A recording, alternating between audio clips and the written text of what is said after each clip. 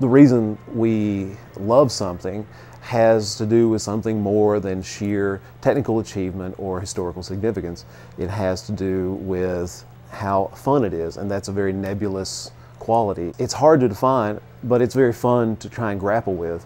If you're going to have a brick and mortar game store, you want to recreate that small, tangible, personal experience.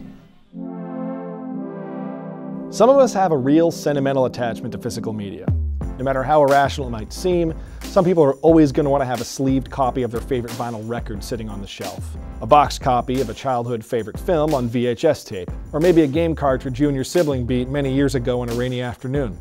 Roughly 2 decades ago, internet access to music all but sunk brick-and-mortar music shops. Shortly after that, Blockbuster Video and other movie rental chains vanished in the wake of internet streaming video.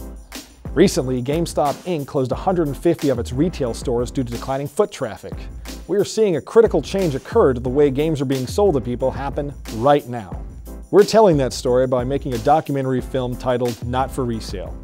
It's about mom-and-pop, independently owned game stores that are still out there selling physical media, the ones that live and die by local trends and shopping. We've spent the last year packing up our gear, traveling thousands of miles, and visiting stores all over the United States and Canada to conduct interviews, explore these stores, and make this film happen. The owners and employees of these shops had countless stories to tell about starting their stores, about the passion they share with their customers for video games, and about their history running a small business. With Not for Resale, we want to tell those stories and explore what space local retail has in a digital-only future.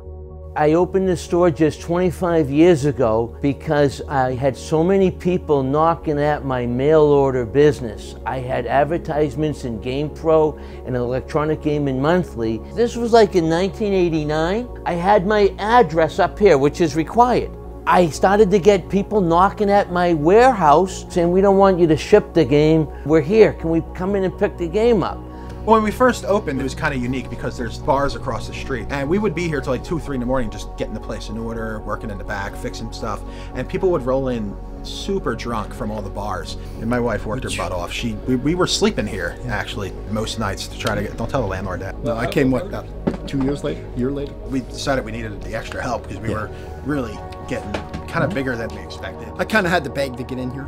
I said, well, you know, it's a super charity case here, and you're pretty much got 1 foot in the grave already. But, you know, we'll let you come up here and help out. He keeps telling me I'm about 80. Not for Resale will not just be a documentary about how we buy, sell, and consume the media we love, but also about how we preserve it. We've talked with the preservation experts at the Library of Congress and various colleges and museums about the challenges they face with creating libraries from digital goods.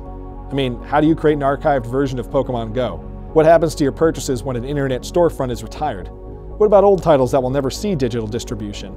Internet accessibility and net neutrality play a major role in the age of digital goods, so we'll be exploring those topics too. We're also in talks to speak with game developers and physical media manufacturers about why they see a continued interest in boxed products in 2017 and beyond.